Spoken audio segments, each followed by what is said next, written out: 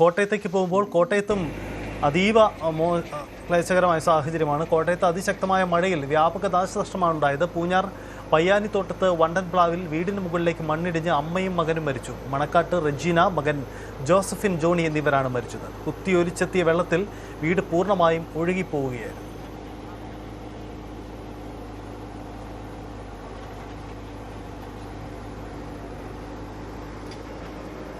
ഇന്നലെ വെളുപ്പിന് 2 മണിയോടുകൂടിയാണ് ഈ അപകടം ഉണ്ടാവുന്നത്. അതിനാൽ തന്നെ നാട് ഉണരുമ്പോഴേക്കും ഒരു ദുരന്തത്തിൻ്റെ കഥയാണ് കേൾക്കുന്നത്. ഒരു വീട് പൂർണ്ണമായും ഒലിച്ചുപോയി. അങ്ങനെയാണ് അമ്മയും മകനും മരണപ്പെടുന്നത്. പാലയിലേക്ക് വരുമ്പോൾ പാല ടൗണും വെള്ളത്തിനടിയിലാണ് എന്നതാണ് പുറത്തു വരുന്ന ഏറ്റവും പുതിയ ദൃശ്യങ്ങൾ. കാരണം പാലയിൽ രാവിലെ മുതൽ അനുഭവപ്പെടുന്ന വെള്ളക്കെട്ട് ഒട്ടും കുറയാതെ അത് കൂടുതലാവുന്നു എന്നതാണ് അവസ്ഥ. അങ്ങനെയെങ്കിൽ മലയോര മേഖലയിൽ നിന്ന് വരുന്ന വെള്ള ഒഴുക്ക് അതിരൂക്ഷമായി തന്നെ ബാധിക്കുന്നുണ്ട് എന്നതാണ്. ടൗണിൻ്റെ മിക്ക മേഖലകളിലും വെള്ളക്കെട്ടാണ്. പൂർണ്ണമായും വെള്ളത്തിൽ മുങ്ങിയ അവസ്ഥയാണ് പാലാ നഗരം. KSRTC ബസ് സ്റ്റാൻഡിലടക്കം വെള്ളം കയറി സർവീസുകളടക്കം പൂർണ്ണമായും നിശ്ചലപ്പെടുത്തി നിൽക്കുന്ന അവസ്ഥയാണ് അവിടെ ഉണ്ടായിരിക്കുന്നത്.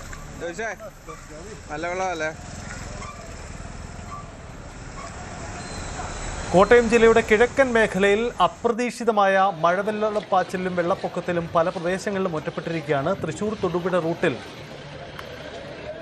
ഈരാറ്റുപേട്ട തൊടുപുഴ റൂട്ടിൽ കളത്തൂക്കടവിൽ റോഡിൽ വെള്ളം കയറി. പൂഞ്ഞാർ സർവീസ് സഹകരണ ബാങ്ക് പനച്ചുകപ്പാറ ഹെഡ് ഓഫീസിൽ വെള്ളം കയറി. കൊടുങ്ങൂർ മണിമല റോഡിലെ പനമൂടിൽ റോഡ് കരകവിഞ്ഞു. ഇതുവഴി വന്ന കാറ് ഒഴുക്കിൽപ്പെട്ടു. തീക്കോയി തലനാട് 50ഓളം വീടുകളിലാണ് വെള്ളം കയറിയത്. 30 വീടുകളിലെ വീട്ടു ഉപകരണങ്ങളും വെള്ളത്തിൽ ഒഴുകിപ്പോയി. വെള്ളപ്പാച്ചിൽ 11 പശുക്കൾ ചത്തു എന്ന റിപ്പോർട്ടുകൾ കൂടി വരും. ഡാനി പോളി ചേരുന്നുണ്ട്. ഡാനി, കോട്ടയം ജില്ലയുടെ സാഹചര്യം അതീവ ബുദ്ധിമുട്ടുള്ളതാണല്ലോ. കാരണം പാല ഏറെക്കുറെ പൂർണ്ണമായും വെള്ളത്തിൽ മുങ്ങിയ സാഹചര്യമുണ്ട്. ഒപ്പം തന്നെ അവിടെ ഉരുൾപൊട്ടൽ ദുരന്തം മറുവശത്ത് ഉണ്ടാകുന്നുണ്ട്. എന്താണ് പൊതുവായ അവസ്ഥ?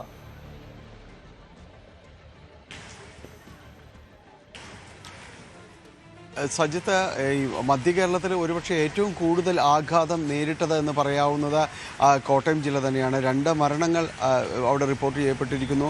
മണ്ണിടിച്ചിൽ അമ്മയും മകനും മരണപ്പെട്ടിരിക്കുന്നു. അവരുടെ മൃതദേഹങ്ങൾ ഏറെ പണിപ്പെട്ട് നടത്തിയ തെരച്ചിലാണ് കണ്ടെത്താനായിട്ട് സാധിച്ചത്.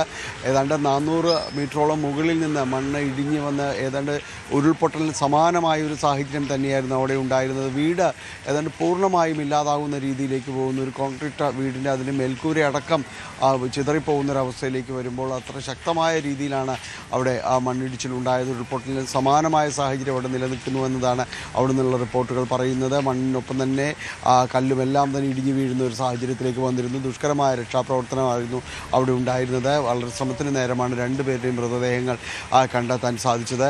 മറ്റിടങ്ങളിലേക്ക് വരുമ്പോൾ ഇവിടങ്ങളിലെല്ലാം തന്നെയും ഈ നദികൾ കരകവിഞ്ഞ് ഒഴുകുന്നത് മൂലമുണ്ടായ പ്രശ്നങ്ങൾ അത് പലപ്പോഴും പലയിടങ്ങളിൽ തന്നെ റോഡ് ഗതാഗതത്തെ തന്നെ പൂർണ്ണമായും ഇല്ലാതാക്കുന്ന രീതിയിലേക്കെല്ലാം തന്നെ ബാധിക്കുകയും ചെയ്തിരിക്കുന്നു എന്നതാണ്. ഈരാറ്റുപേട്ട തൊടുപുഴ റൂട്ടിൽ കളത്തുകടവ് റോഡിൽ വെള്ളം കയറി പൂർണ്ണമായും അത് യാത്ര അതിലേക്കൂടെ തീർത്തും അസാധ്യമാവുന്ന രീതിയിലേക്ക് വന്നു. കൊടുങ്ങൂർ മണിമല റോഡിൽ പനമൂട്ടിൽ തോട് കരകവിഞ്ഞ് വെള്ളം കയറുകയും വന്നു. നേരത്തെ സൂചിപ്പിച്ചതുപോലെ ഇവിടെയാണ് കാർ അപകടത്തിൽപ്പെടുന്നത്. പിന്നീട് അത് നാട്ടുകാരുടെ എല്ലാം തന്നെ ഒരു ഇടപെടലിലൂടെയാണ് മറ്റ് അത്യാഹിതങ്ങളിലേക്കെല്ലാം തന്നെ പോകാതിരുന്നത്. മീനച്ചൽ താലൂക്കിൽ അടിയന്തര സാഹചര്യങ്ങൾ വിലയിരുത്തുന്നതിന് വേണ്ടി കളക്ടറടക്കം നിർദ്ദേശം നൽകി 24 മണിക്കൂറുകൾ കൺട്രോൾ റൂം അടക്കമുള്ള കാര്യങ്ങൾ ഈ മേഖലയിൽ സജ്ജമാക്കിയിട്ടുണ്ട്.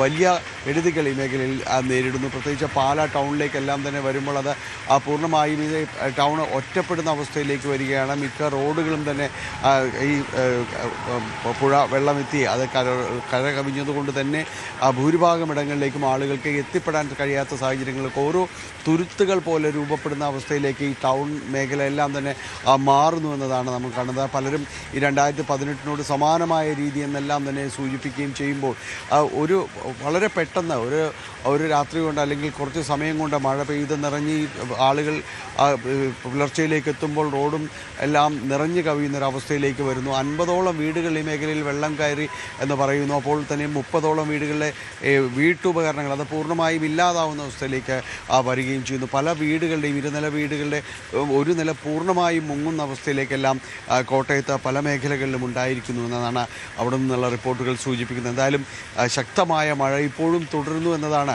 അവിടെ ആശങ്കപ്പെടുത്തുന്ന ഒരു സാഹചര്യമായിട്ട് നിലനിൽക്കുന്നത്. ഈ രീതിയിലേക്ക് മഴ പെയ്ത്ത് തുടരുകയാണെങ്കിൽ അവിടെ അടിയന്തരമായ ഇടപെടലുകളടക്കം സജ്ജമാക്കേണ്ടി വരുന്ന ഒരവസ്ഥയിലാണ് കാര്യങ്ങൾ. സജിത്ത്. യെസ്, 2018 മറ്റും പ്രളയ സമാനമായ സാഹചര്യത്തിലേക്ക് കാര്യങ്ങൾ നീളുന്നു എന്നതാണ് അവിടുത്തെ സാഹചര്യം. അതായത് മഴക്കെടുതി ഇനി കുറഞ്ഞില്ലെങ്കിൽ അവസ്ഥ അങ്ങേയറ്റം ദയനീയമാകും എന്നതാണ് സാഹചര്യം. നഗരങ്ങളൊക്കെ ഒറ്റപ്പെട്ട അവസ്ഥ എന്നതാണ് ഇപ്പോഴത്തെ സാഹചര്യം. കൂടുതൽ വാർത്തകൾക്ക് news 18 Keralam YouTube channel subscribe ചെയ്യുക.